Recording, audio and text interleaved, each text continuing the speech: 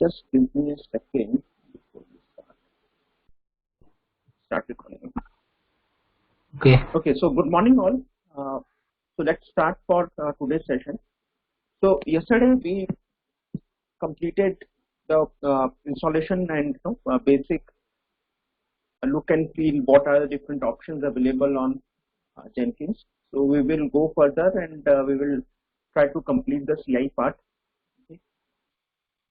So this part we covered yesterday. So let's go through it again. So plugins, we also installed some of the plugins. We also saw like how we can manage those plugins using the plugin manager. We also saw how we could install tools using the global tool configuration. So we will do this thing today also and see how it actually works. Then yesterday we created a sample Jenkins job, correct, which was obviously free style project. And then we discussed what are the different sections or components of a jobs. Okay, so now let's start with continue with the job itself and now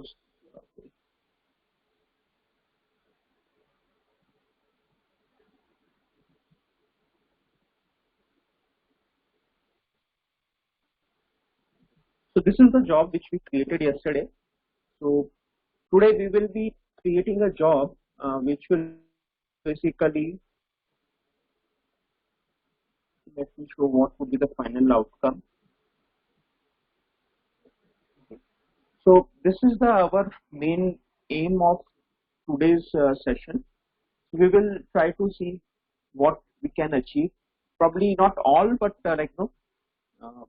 basically this is a typical CI pipeline which is developed, which has been developed for a Java project. So we will see how this pipeline basically works, and probably we will take some of the examples, not all. So probably we will cover some of these steps, and some of these steps we will leave it for you to cover. So if we just try to understand this whole diagram, so like this is the developer, correct? He checks in the code, or later on when we cover the GitLab, we will understand what is a merge request and how it works. So basically, as soon as the developer does the code check-in into a GitLab, you can configure triggers, or you can configure polling mechanism so that Jenkins detects new changes and it pulls the code. Okay, and then that triggers code inspection. If you have some static code analysis tool like SonarQube, Checkmarks, or similar tool, so you can trigger that code inspection. This will basically do the code quality part. So it will check whether your code is compliant to coding standards, or it will also check if there are certain security vulnerabilities by analyzing the code. So in this particular step, no code is compiled. It's just like it will do some instrumentation of the code, and it will try to find patterns and check whether there are certain vulnerabilities, and also it will check against the common rules for code formatting. Okay, then once that step is done, then it will trigger the unit test. Okay, so unit test can be run using the JUnit or Jasmine, depending upon what kind of a code it is. So if it is just a Java code, so that is the case in our what we will be doing today. So we will be running the JUnit. Okay, and then for the code coverage also, like there are multiple tools. We have just covered the Jacopo and the Sunwood, but in our case we will use the Jacopo. So it will do the code coverage of your code. Okay, and vulnerability scanning we will not cover in today's session, but generally you can also include this as a part of CI. So basically this will analyze the libraries which normally we include on our project using Maven or NPM. So all those external libraries, they are analyzed. So here we have used OWASP dependency checker tool. So it will analyze those libraries and report if there are any vulnerabilities. So this report can help you to upgrade your libraries. So like if you are using some version which is vulnerable, so it will also suggest you to move to higher version or whatever the appropriate version is.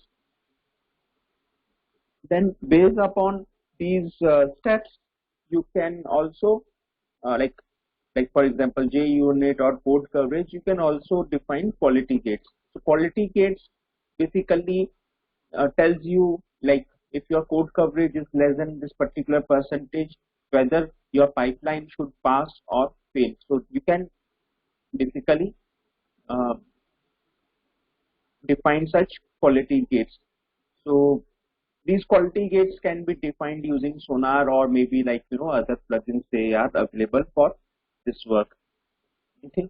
Then at the next step, you can compile your code and package as per your requirement. Like if it is a WAR file, you can package them as a WAR file, or if it is like NPM or like other kind of things, you can pack those by your code as well as external dependencies in a single package. And if required, you can also store these artifacts into some artifactory, okay, so that your next step, which is the continuous deployment, basically CD part, that can be triggered. And at the end, you can email with all the paths to artifacts. Generally, we send the path of the artifacts. We don't send artifacts itself in the email because that might fill up the email box of all the recipients. So all these reports which we like like for example unit test, code coverage, Sonar, these reports can also be published, okay, on the build page, so that you also get a complete history of what was the code coverage in your build 1, build 2, build 3. So that kind of a trend can also be seen from your Jenkins page. So this is the overall continuous integration process using Jenkins. Okay. So based upon the requirement, tools can change, obviously. Then some of the steps might not be applicable in some of the cases, or in some of the cases there might be other sub process which which can be added. But this is the overall process how it happens. Is there any question? Okay, so Manzoor has a question like, what is the difference between code analysis and code coverage? Okay, that is a good question. So code analysis is basically like inspecting your code to identify for certain defects, like whether you are compliant to a particular code formatting. For example, are you following a code convention where the number of characters in a line cannot exceed 80? That could be a one code analysis thing. Or if you are using some for example in C, for example, if we talk, there could be like if you might be having a case where array out of index kind of a condition is there in your code. So that kind of a thing comes as a code analysis part. Okay. Then code coverage is like whatever test cases you have written, whether they cover each and every line of your code. So that is the code coverage. We will see later like how the code coverage looks like. So I can just show you for a time being how.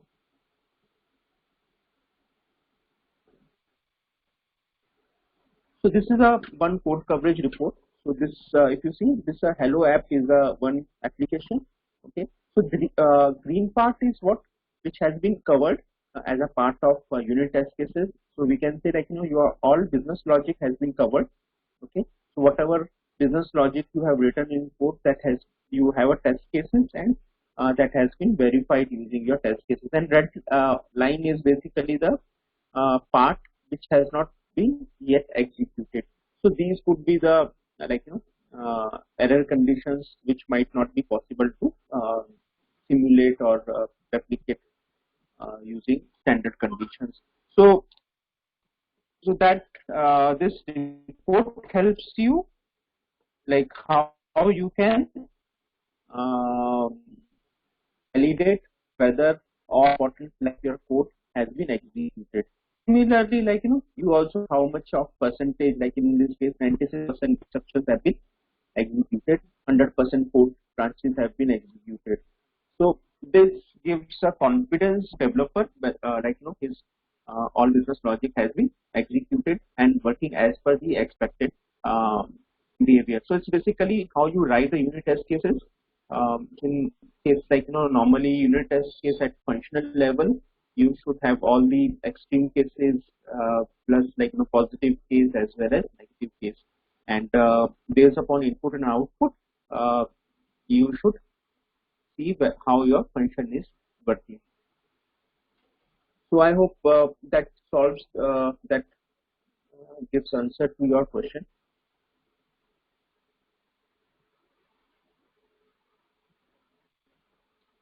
Okay. So now, okay. So this is what we covered yesterday. Now coming to job,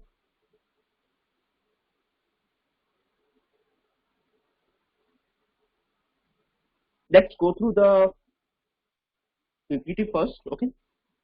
Let's try to see what we will be trying to cover in today's session. So here we have used a GitHub repository which is already having a one sample project. This is a basic Java Maven project with some unit test cases already written. Okay, so we will integrate this Git into our job, and we will use this code as a base for our further steps. Okay, so first one is to integrate a code repository so that we get a code. Okay.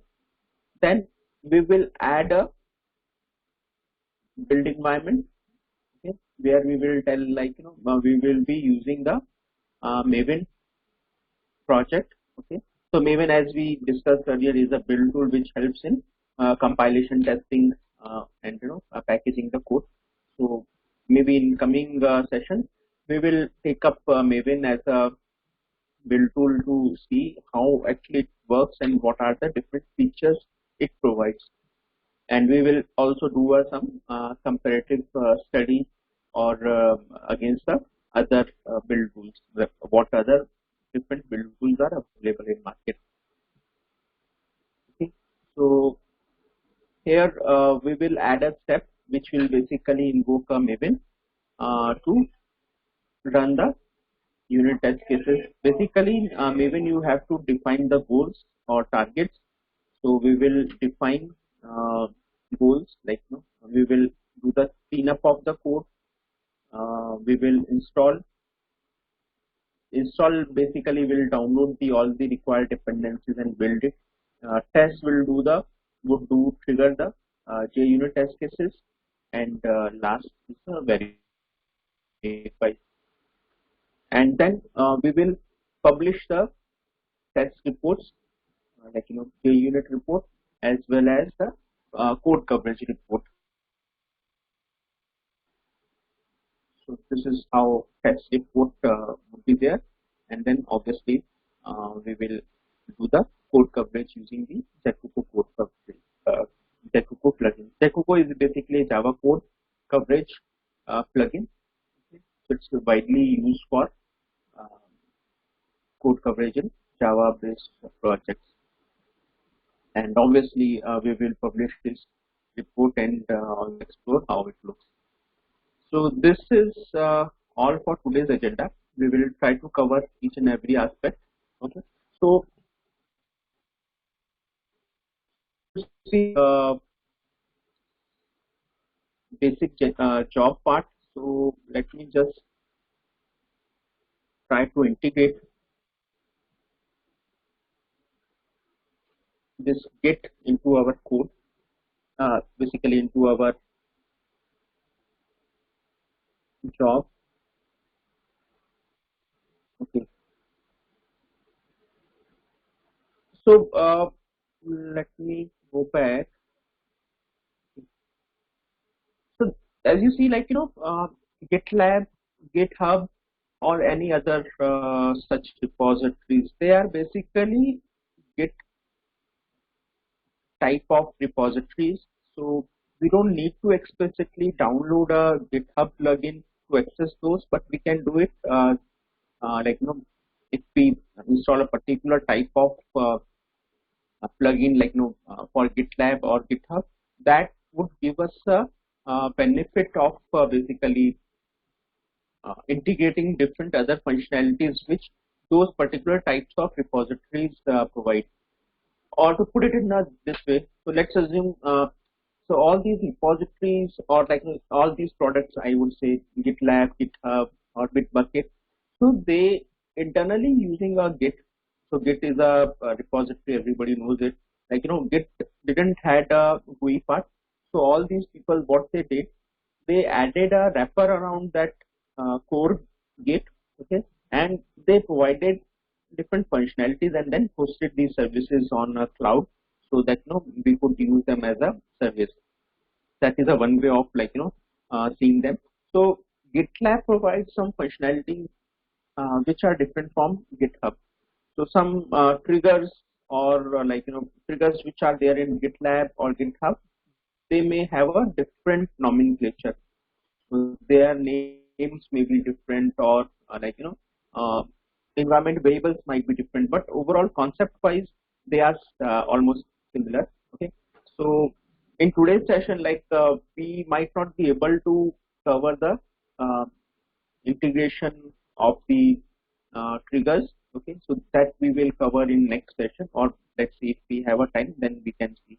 So for the time being, so we are just trying to pull the code from repository and do the different operations. So integration of this with GitLab merge request, for example, that would be covered little later. Then basically we will use a particular type of plugin, like a plugin for GitHub or GitLab. So for time being, we will just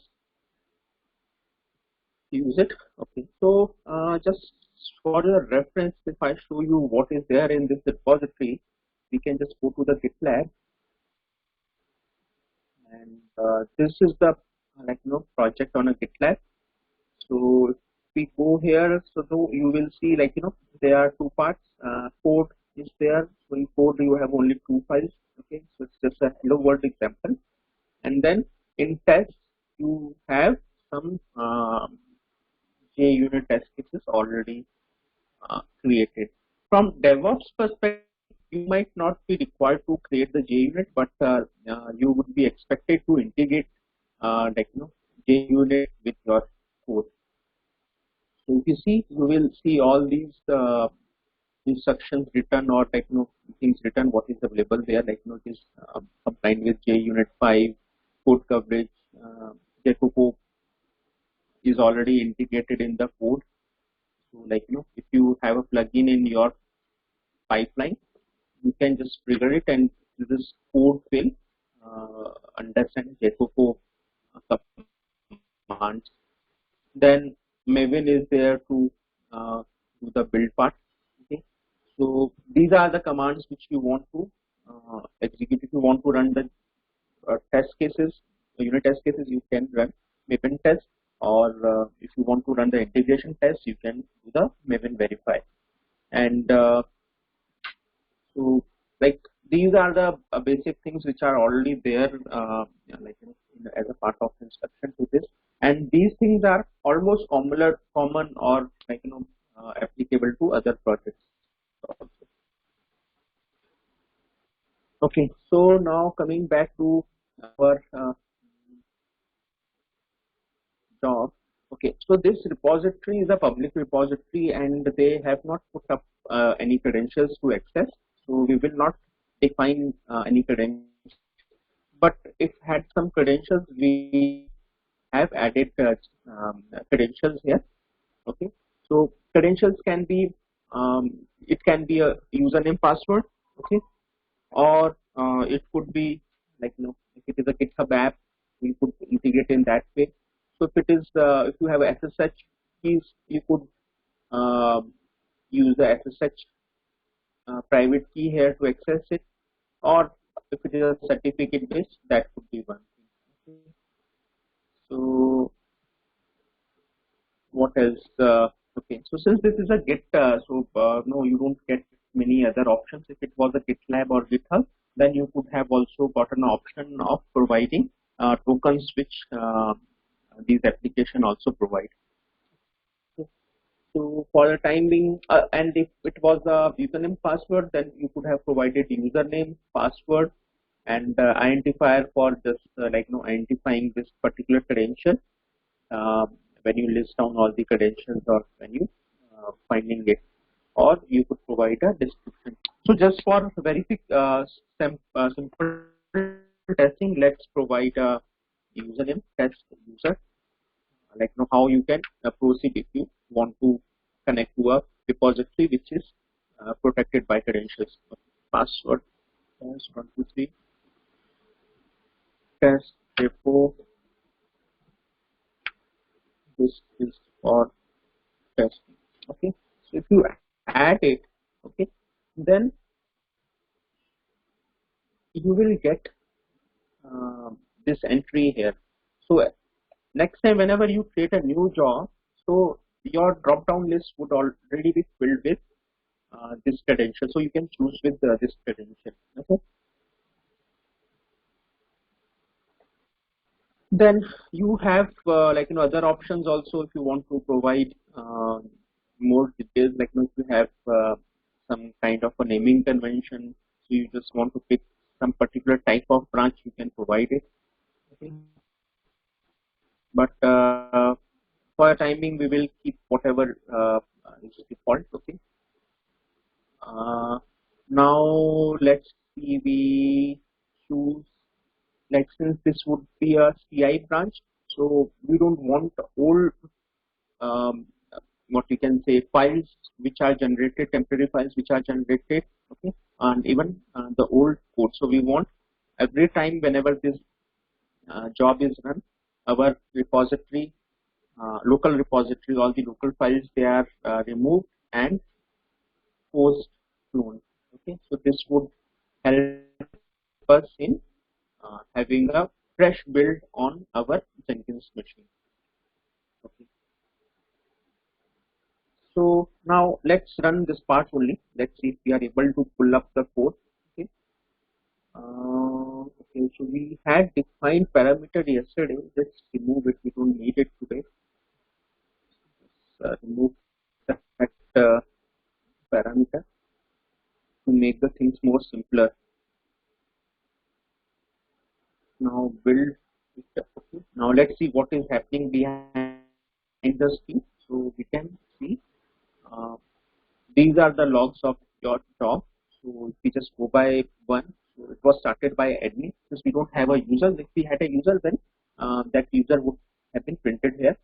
Okay. So this is your workspace.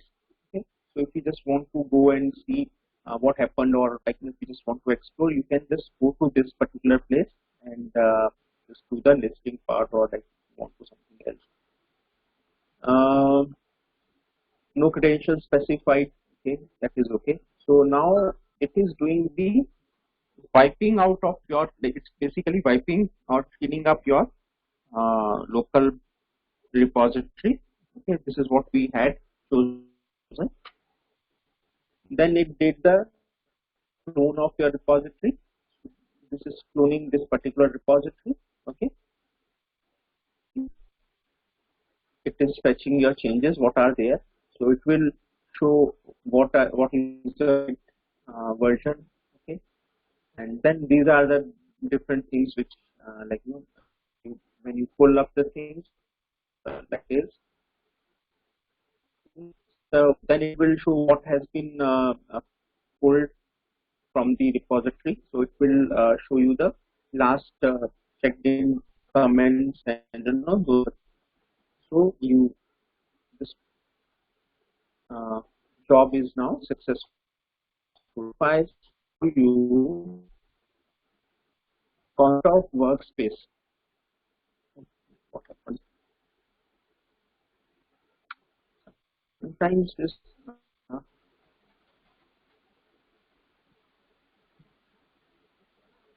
the connection has been broken and Jenkins just, since this is a 1 GB of instance, so some of the times you may see this Jenkins going wrong, but it's okay. Let's come up again.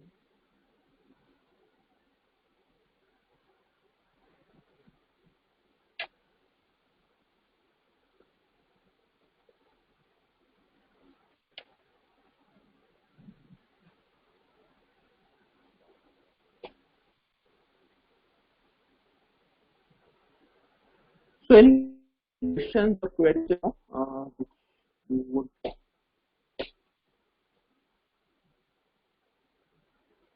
Okay, so I will just show you what is a workspace. Okay.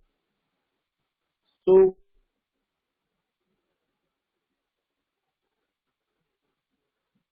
all has a work area which basically contains the local files which are generated for that particular build.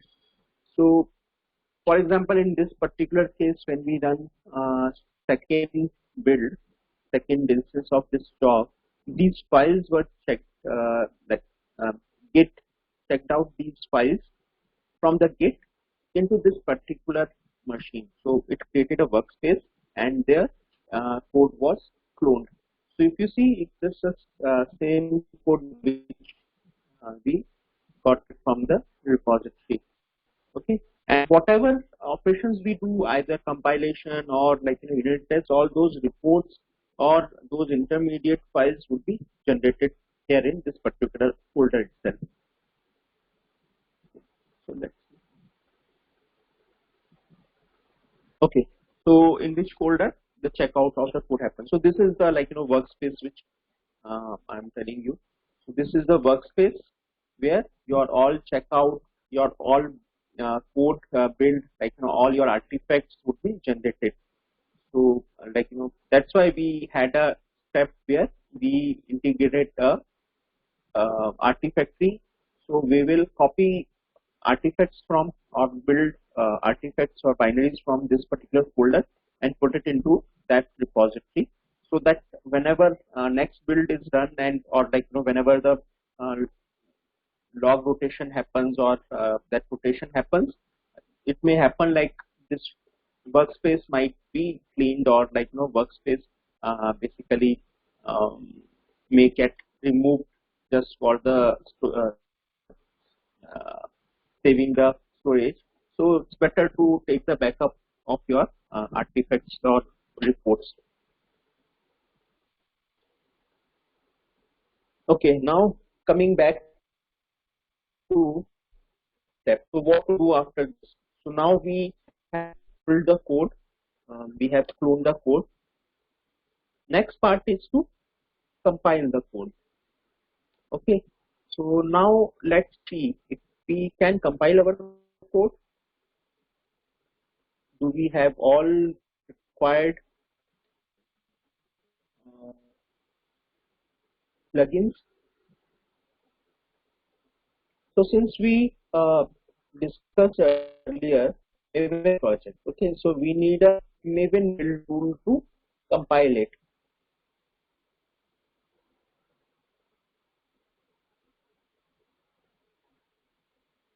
Okay, now source code management we have done. Builder we can use a CK. Just for the time being, we don't need it. We will be triggering this job manually, so we can just leave it. So build triggers we will discuss later in coming sessions.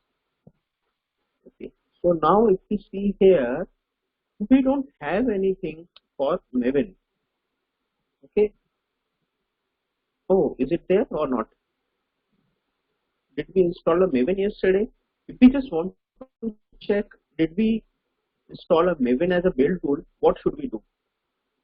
We need to go to Jenkins. We have a build tool installed. We need to go to Jenkins. We need to go to manage Jenkins. We just remember it from yesterday's session. Go to the tool configuration. See here, we have a Maven. Oh, we don't have a Maven. Let's install a Maven here. Okay, so name this as the Maven C.6.c. Okay. Gradle, we don't need it. JDK probably we might need it. Let's see. If now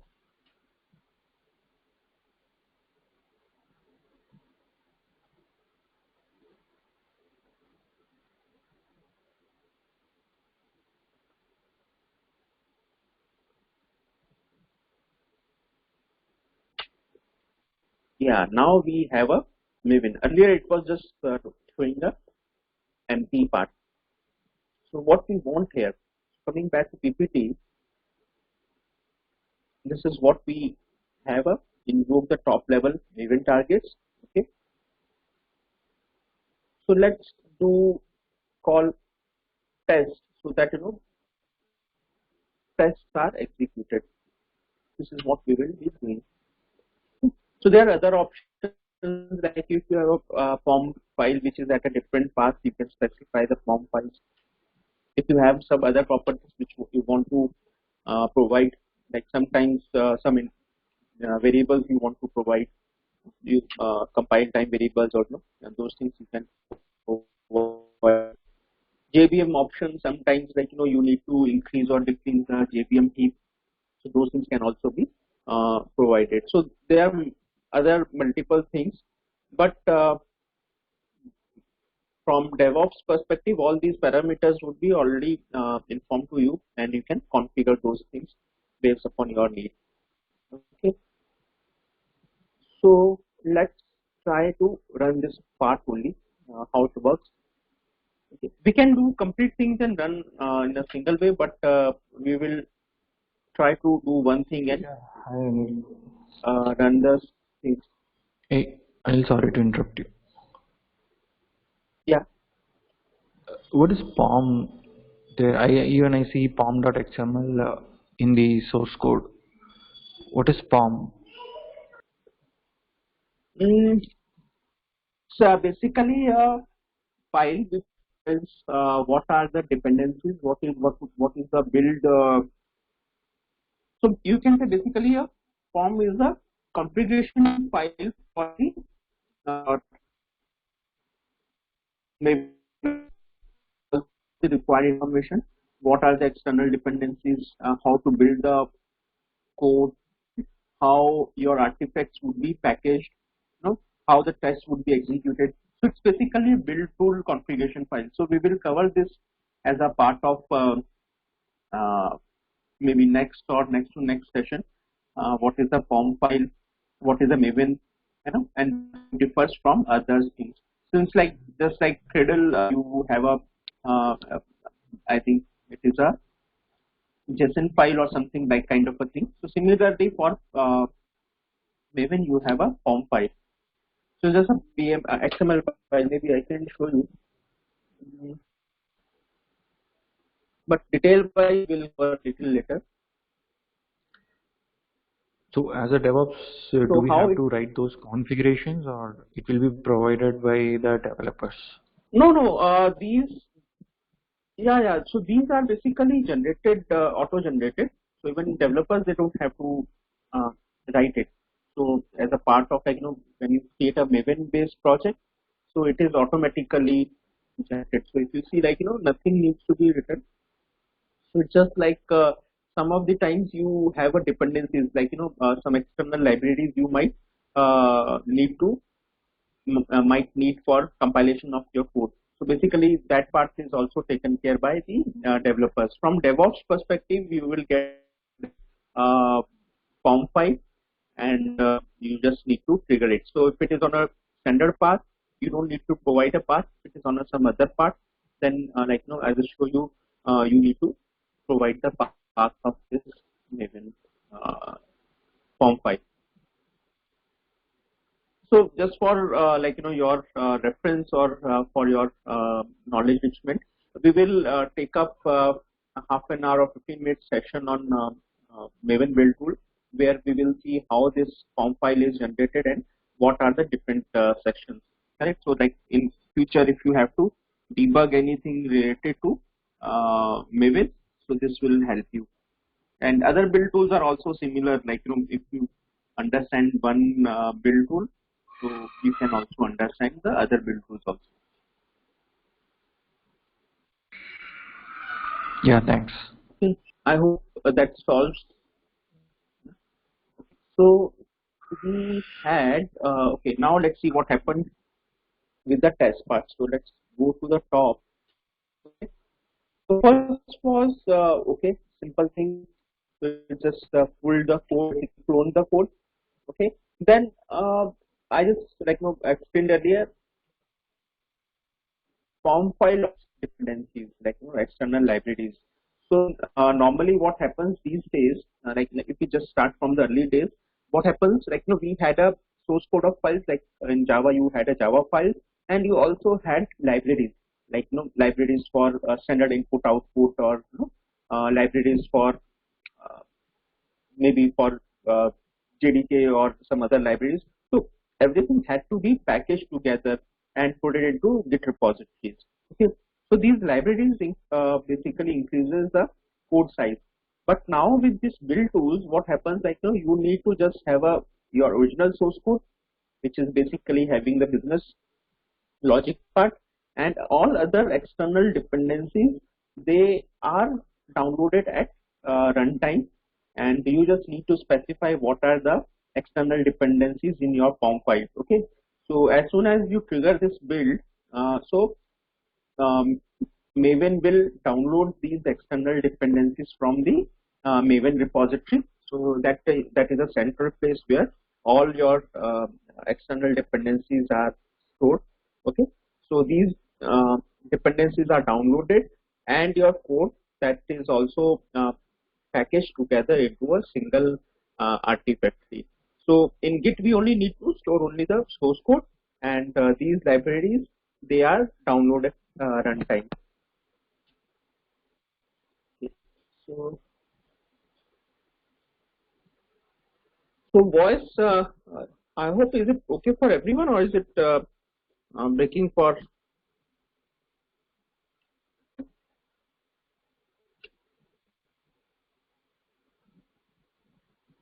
So Vibhu, are you able to hear me, or is it okay? Okay. So I think you might be issue with your network connectivity. So now what is happening here? So Maven is downloading the dependencies, like, this is the one external library which is being downloaded. So see here, so these dependencies, they are downloaded. Okay,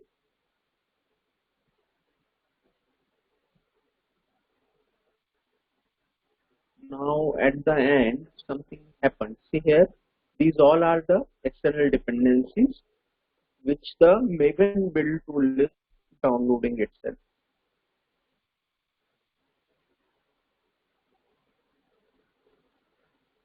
Okay, so now what happened? Failed to execute goal. Okay, there are test failures. Okay, so if we see, there's some issue. Okay, so tests were not run. Okay, so you will see this build failure. Build failure is not basically a um, building of project, basically building of your source code. It's build is the Jenkins jobs execution. So here we say build one, build two, build three. So that one of the job execution has failed. So now let's see what is the reason. Okay.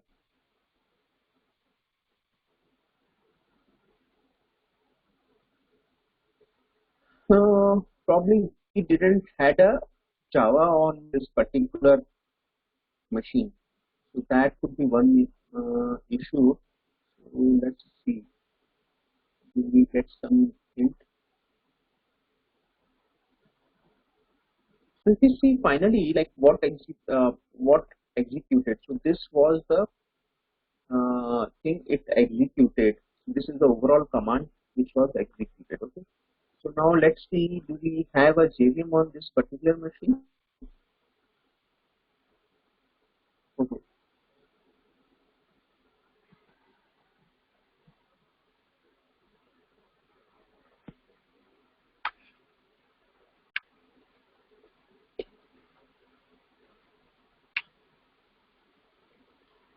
Java is there. Okay.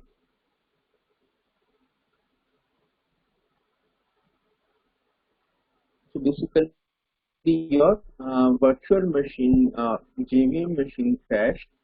Okay. Let's do one thing.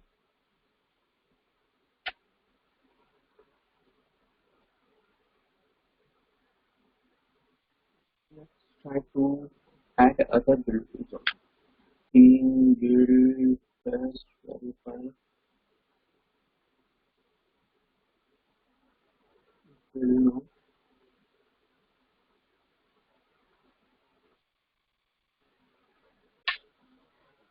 So okay, so one of the functionality is basically like once you download all the dependencies, so these are stored on a local machine. So next time when you execute this job, okay, these dependencies will not be downloaded from internet. So these will be just picked up from the your local machine. So that's why if you see here, so Maven did not download these dependencies this time. Okay, so now if you see, it is saying build is not a valid uh, phase or goal in the plugin. So let me just see. Clean, install, test, and verify.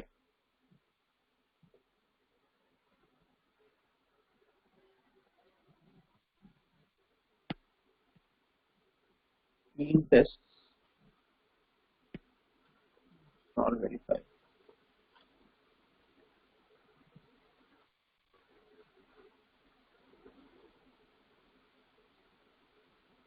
So these are the, if you see, these are the builds. Build 1, 2, 3, 4, and 5. Build 1 and 2 passed, but build 3, 4, those failed. Okay. So these are the builds. Here you will see these results. So let's see what is the issue here.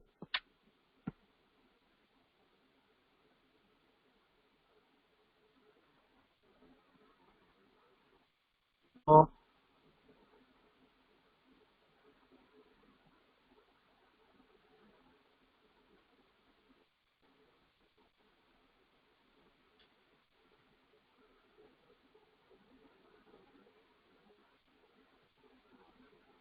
could it be issue with the RAM also? We are just using a single 1 GB RAM. Okay. So okay, let's try to debug this issue. Generally, we want to get. So if we just see what is our workspace area, so here we see this is the home Ubuntu and then dot Jenkins. CD home Ubuntu dot Jenkins. Okay. So generally, like if you don't provide any path, so whatever is your username to which you are running this Jenkins, there it will create one dot Jenkins folder. Okay, so here you will not see, but until unless minus AUPC, here you will see. So sorry, it's already in Jenkins. So here if you see, you have a workspace folder. Okay. Here this is our job or project. Okay. So if you see here, we have logs. Okay, so this now we are stuck somewhere. So how do we debug it here? So from these logs, we are not able to see many much help, but we can also go and search internet. Okay. And another way is to search for the errors is to go to the system log.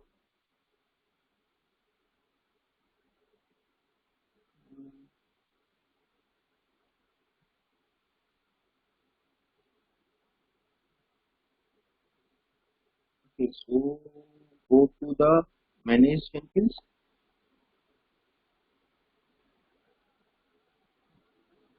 Then to the system logs, go to the all Jenkins log, go to the end. Here, if we are able to see any error log,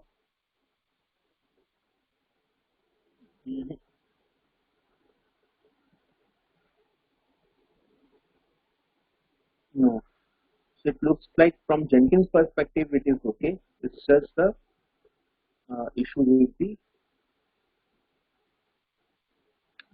So let's see what will be the issue.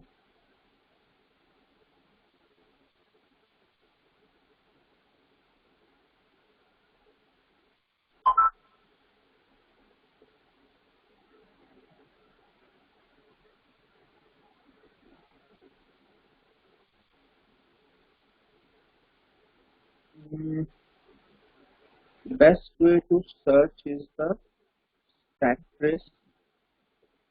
Do we have anything on stack trace?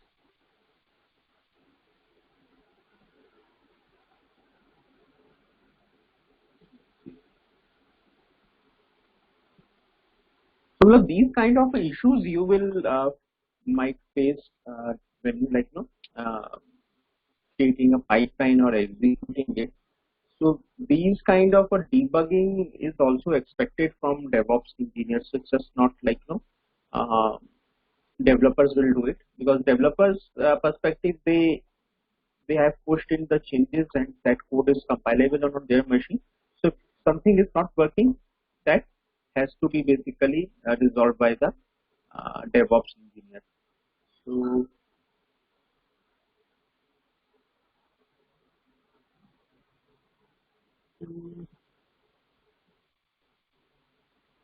this is the issue with the forking process in JVM. So what I assume is we don't have that much of RAM available on this particular machine. It's only 188 MB of space which is there. And if I run this job,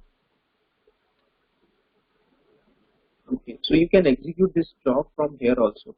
Okay. Build schedule. So if you see 148 MB is the space. So I will just show you what this stop command is. So if you see here, space, this is basically gives you the current status of your RAM on your machine. So if you see here, this particular row tells you what is the total overall RAM available. So if you see it's in KB, so if you just divide it into, it's 1 GB of RAM. Okay, So as of now, this much is free. So if you just say it's 222 MB plus something is free, okay. 533 MB is in use, and 245 MB is used as a cache. So we just saw during the compilation only 770 MB of memory was free. So probably what I think 1 GB of RAM is not sufficient. So that's why JVM is not able to fork a new process for compiling it. Okay, so let's see. Let's do one thing. Okay, so I have this thing on my local machine also. So let's see if this is an issue or just Java minus jar. Okay.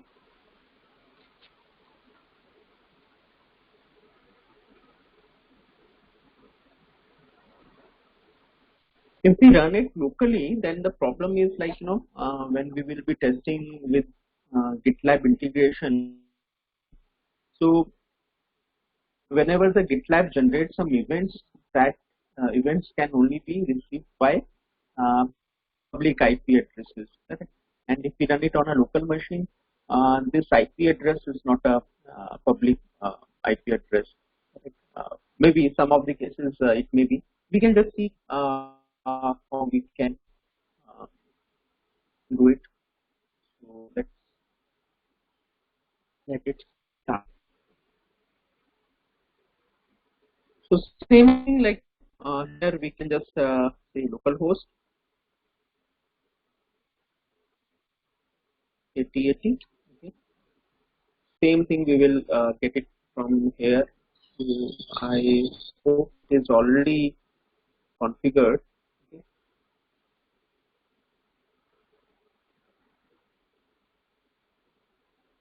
We can also see if we increase the RAM and it run for a couple of hours, how does it happen? So I think I already have this project already configured on this particular machine. So yes, this is the same project. This is the same configuration which we did earlier. Okay, so let's do this part only. Okay, okay, so now since this job is already configured, let's talk about other parts also. So here, we will be just doing the cleanup and test. Just go and behavior.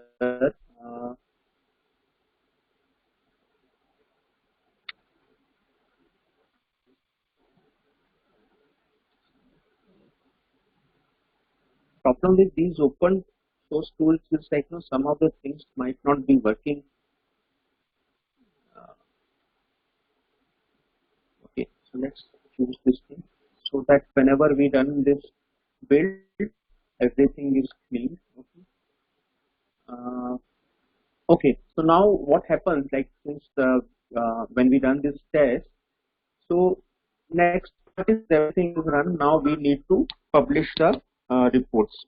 Okay, so how we will publish the reports is uh, there is already a plugin which is basically a JUnit publisher. Okay, which is there in by default. Okay, so we just need to tell where our test reports are. Okay, so if you see, you will always get a help. So even here also, if we see, these are generally in this particular folder.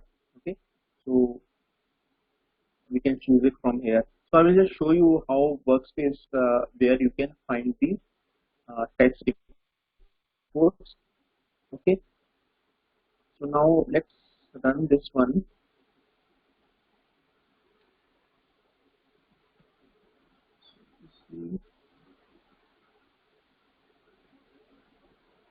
So same thing it is trying to pull the code. Since we have configured the source forced clone, so what it will do, it will take some time to clean up your local repository and pull the code. Okay. Uh, and if you want it faster, then you can just go with the default option, which will basically pull the code and merge it into your local changes. So any file which has been changed in the repository, that could be just replaced, and other files will remain same. So now here you see tests are being executed. Okay, so these are the JUnit test cases which are being executed. Okay, so there were 9 test cases. Okay, uh, and if you see, there was no failure, no error, no test case was skipped. Okay, so these are the test cases which are executed. Okay, uh, now coming back to the dashboard of this particular job, this is what once we publish these test reports, so it will show you the trends. These are the build numbers. Okay, so this will show you the trend. So if you see the trend uh, here, these are the build numbers somehow. Yeah, this 8, 9, and 10. So since so here you see 8th build, the number of test cases executed were 9, and in build 9 also, and build 10 also. If you see, if there was some failure, then you would have seen a red color. Okay, like this one.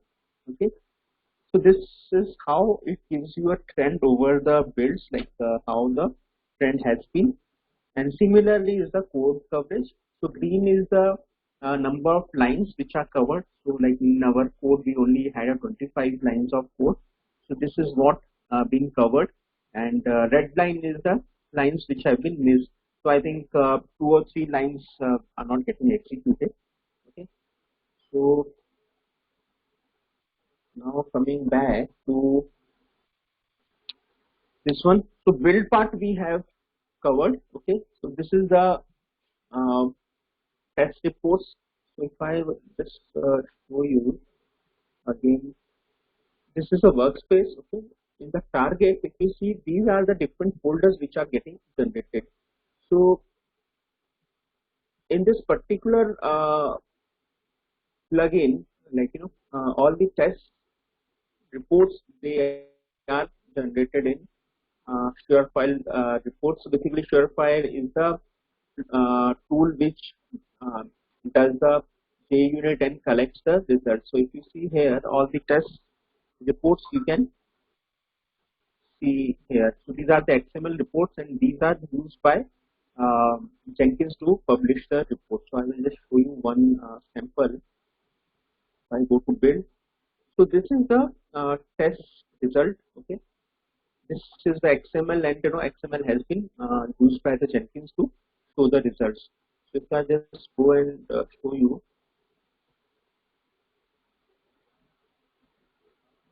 so this is the basically you had 1, 2, 3, 4, and 5 test cases, and 5 test cases have been passed in this particular file. Okay, and if you just go and see the other test case test file, so then you have 4 test cases. So overall you have 9 test cases. Okay, and you can just see the overall report. This is how it looks. So you can just go to the previous builds also, and see how many test cases they passed, and what was, like, if anyone failed, which one was which test case got failed. Okay, so now coming to the uh, next part, which is, this is how the test reports looks like. Okay, uh, then okay, so next part is the code coverage. So by default, Jacoco is not present. Okay, so you have to install a Jenkins plugin for Jacoco. So if you just go and install, this will take some query. Okay, so Manzoor said like his internet is not good today. So okay, that is okay. So you can always refer the YouTube channel. But meanwhile, you can just keep an eye what we are doing on our thing, so that probably also give you a little context. So this is another one point which I wanted to show yesterday, but since like we saw the latest one.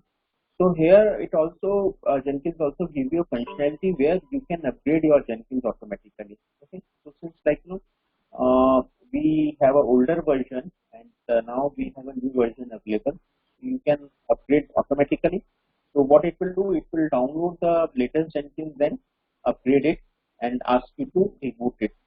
Correct. So based upon requirement, if you really need to upgrade to new version because of new functionality available or some bug being fixed, you can upgrade, or otherwise you just keep on using the old version if it is not causing any issues in builds or other things. Similarly, it will also keep on showing you some of the security vulnerabilities, like just in case if you are putting up this Jenkins server on public network, so then you need to take care of these vulnerabilities. But if it is just a local private network, sorry, it's just a local network on a on your local subnet, probably then you can take a decision whether you can skip these vulnerabilities or they really need to fix. Okay, so okay, we were just talking about installing the plugin for Jacopo. Okay, so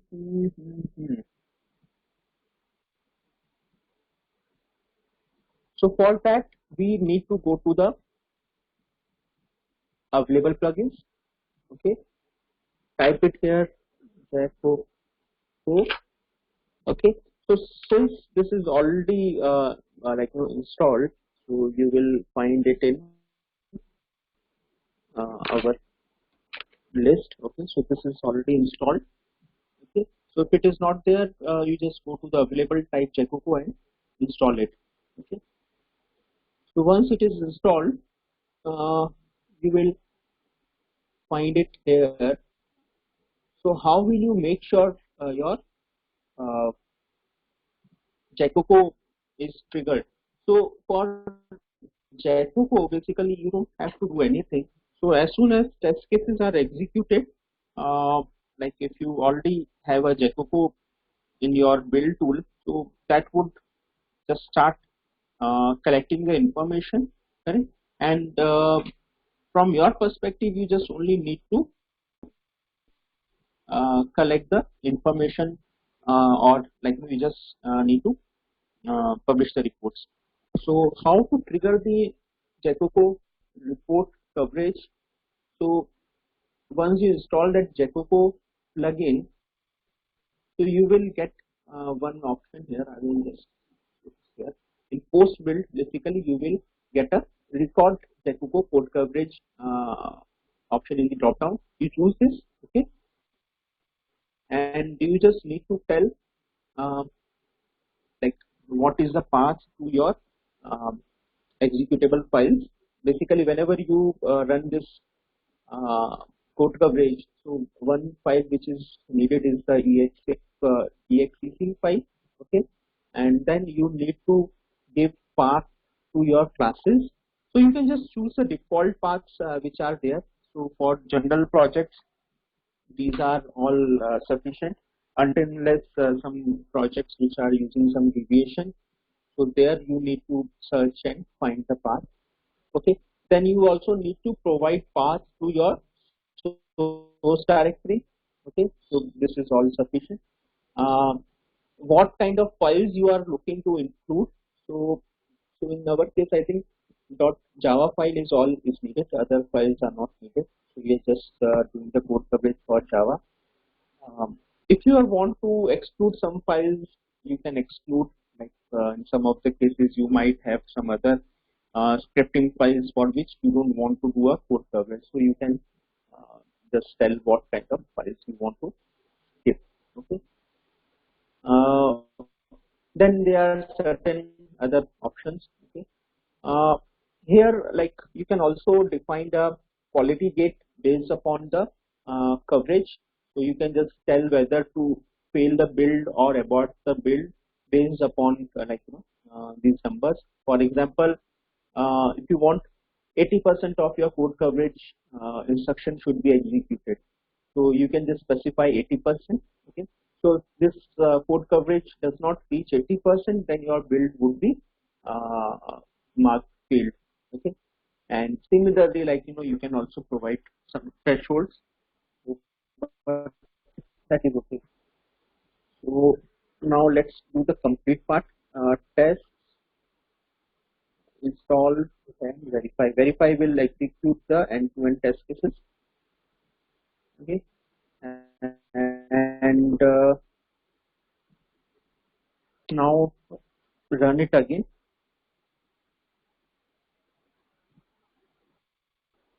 So if you see, the whole thing will start again. So it basically put the code, executes a test.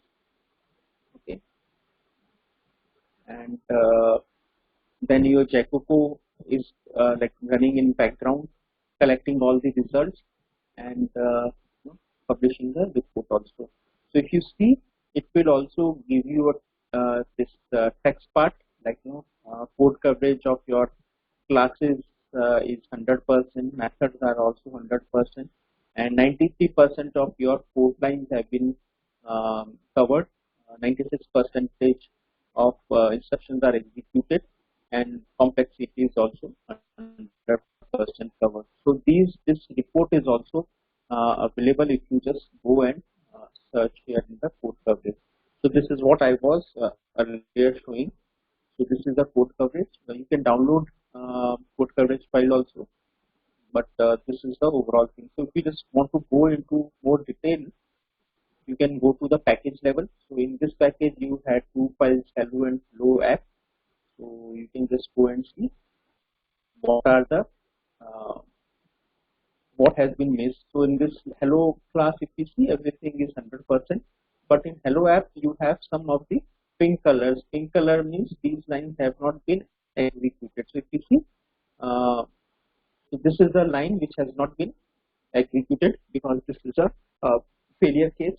So it's basically, some exception comes only then this execution would be, uh, this line would be executed. But since we didn't had those exceptions raised in our UT cases, so this is showing as a pink. But that is okay. 100% code coverage still not possible in all the cases. So generally, code coverage is like 94, 95%, and you some buffer is left for these type of cases. So if we just try to explore this page further, because yesterday we did not integrate this with it. So here we can also see what has been there in this particular uh, last commit. So this is the branch. Okay, so this is the build number 11, and this is the commit ID which has been pulled by this particular build. Okay, so since it didn't had that uh, comment commit text, so it's not showing it here. Otherwise, you would also have seen the uh, commit message, which is done, which might have been done with this particular revision. So these are the changes. Okay. Test results again, you can just go and see. Total 9 test cases were there, 9 passed, 0 failed, and it took 1 second to execute these test cases. So these test cases were simple; it took only 1 second. But otherwise, it might take a longer time for real life projects. Okay, so this is how code coverage works. Okay, so basically, this is what we saw. When you have to record a code coverage, you need to choose this. If you don't choose it, then your code coverage will not be triggered and you will not find any code coverage reports. This is how your code coverage looks like. So coming back to again to the workspace. So let's try to access space. So this is the source folder and this is the target. Target is what contains your all your temporary files which are generated during the build process. Okay. So so this is the jacoco.exe which is downloaded and used for code coverage. So you will see lots of files. So this is the sure file report which contains your test results. Okay. Uh, Test cases are also there. Like these are temporary files which are generated when you compile the code. Then you would also have so Jacopo. What it does, it generates a file internally, and you will have results somewhere. Let's see what folder test reports are generated. Okay. JUnit is here. Okay. Main source. So basically, it does not generate files similar to test reports. So whatever test case code coverage is reported, it's just stored and just publishes. Okay, so this is the overall target file. Basically, as a part of this project, jar file is executed. Jar file is generated. So this is the output artifact. Okay. So if we just download and run it on our local machine, we can do it this thing. So let's download and try to execute this code also.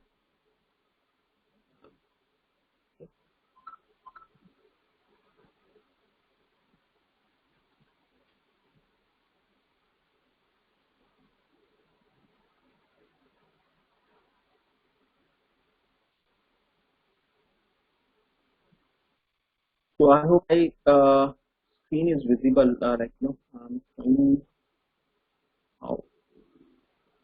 Let me share the complete screen because sometimes I'm doing some of the operations and they might not be visible. Okay.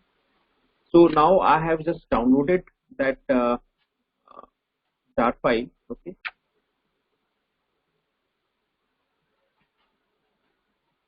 So this is the what jar file has been downloaded, and I can execute this java minus jar. Okay.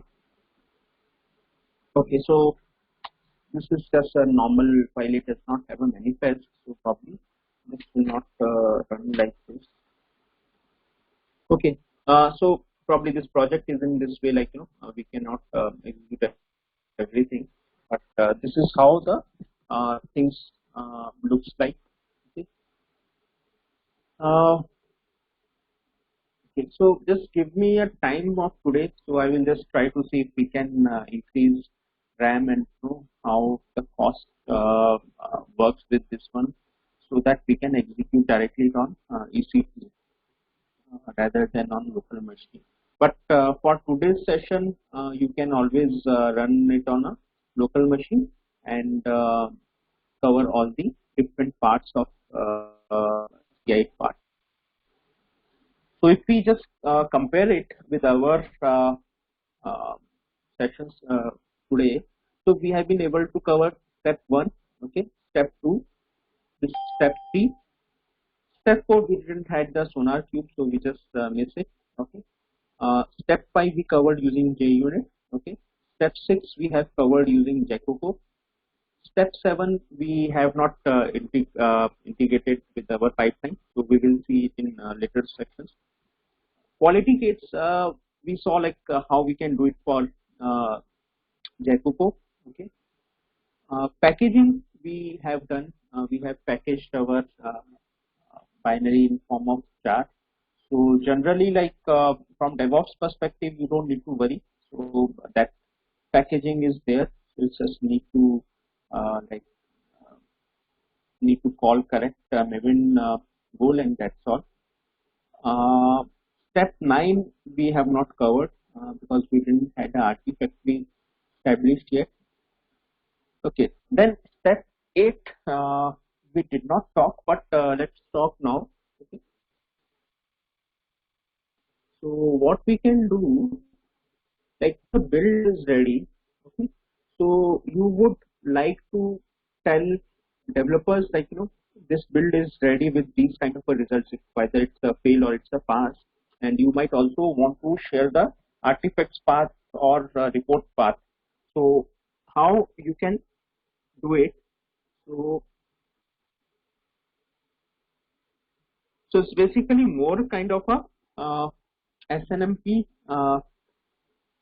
SMTP configuration, correct? So if you have a email and if you have all the uh, SMTP parameters available with you, you can configure that mail notification also. If I there, you can send an email notification. Okay, so you can specify who all are the email recipients, and you can,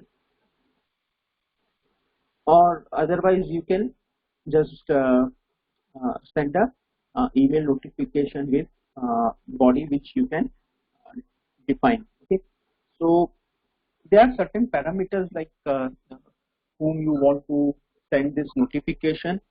So here what you can define, you can set this default recipient in the global configuration. So like if you have a same set of recipient for multiple jobs, so you can define as a global variable. Okay, or otherwise you can just give it like if you have admin at admin.com, or like if you have list of recipients, you can also mention it. Okay, similarly, reply to, you can just customize this report here, or you can set it in a global uh, parameter. Correct? So reply to is like whenever somebody gets the email notification, yeah, so if they want to contact, whom they should contact. So you can just mention it in reply to. So whenever they will reply, so their reply to would be filled with this particular list. You can also tell what kind of a content you are sending. If it is a default content, plain HTML, or like those kind of a thing. So default content, if you see, what does this default content is the content which is generated as a part of this job. Otherwise, you can just overwrite it based upon your thing. You can just say, hi, all, this is email notification. So those kind of things you can just mention based upon what you want to send. Okay. Then you can also attach your files here. Okay. So if you want to attach a build log, or if you have some zip files, like or maybe what you can do, you have a test reports which as a part of build or post build, you can run a execution, and here you can just zip the files. Okay, zip whatever files you want to, and here in attachment you can just mention that zip file, so that zip file will be attached to the email notification which you send it. Okay, so there is one more important thing which I would like to cover. So this is the just general email notification, like either it fails or pass, it will send a notification. But how would you tell your recipient like build has failed? If you have some different context which you want to share to you want to share with your developers, like your build failed and you want to send a customized message for failure and pass, like success. So in that case you have a different option, like uh, in case of failure you want to send something, you can update that thing also, like you can just, same thing is there, you can override that content. Okay, so you can tell, for example, build is failed. Okay, so those things you can provide. And if you want to have a different recipient list apart from the normal, you can mention it here, correct? So those kind of a things you can. So so similarly, you can add, yeah, this is what you can mention it here. So depending upon your need, your requirement, you can also mention it here. So so here you can just specify what would be the content of your email, how email would look like, what you can attach, but how to configure it, like what is your SMTP parameters. For that you will have to basically go to the configure system. Probably I don't have those parameters, but I can just explain you where to configure. Okay, so that you can try it here. So this is where, like you can configure your SMTP server. Okay, and if you have other parameters, like if you are using some SMTP authentication, you can provide your username and password. Okay, and if it uses SSL TLS, then you can mention that also. So this is where your you can configure your SMTP server, and in the job you can just send it, set the content, and using this SMTP server, all the configuration would be picked and email would be sent to your recipients which you mentioned. Okay, so okay, so this is the another part. Uh, okay, using extended email notification, you can mention it here. So so this is where like default content comes from. So whatever we were seeing earlier. So if you don't override the default content, if you see, then it will print the project name, build number, and build status. Okay, and it will also add this one. So this is the default content. This is the default subject, and here you can also mention what is your default recipient list. So this default recipient list is the same one which we saw while configuring the. Okay, so I will just show you what we just go to this top and add the email notification variable. So basically, this default subject is this one. So if you choose this one, then you will be sending an email with project name followed by build number and build status. Similarly, this default recipient is filled when you add something here. So this helps in sending a email in a particular format from all different jobs. Correct? Until unless you want to send some customized emails for each and every job, then you can define those parameters or override those parameters here. But otherwise, you can just configure it in here, and that would be sent. So it's basically the this one. Okay, so yeah, so this is what I had for today session, the CI part with email notification. So any questions if you have, maybe we can take it up, or then we can have a 10-minute break and come back with labs hands-on part. So any questions till now, or is it all good?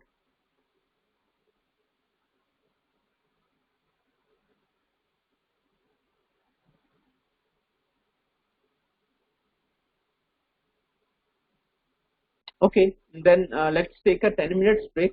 So we will come back after 10 minutes break and uh, see how things work. I will just give you a one labs hands-on session, which you can just try and repeat whatever we discussed today. So let's meet at 10:34 as per my clock. So let's come back at 10:45. Correct.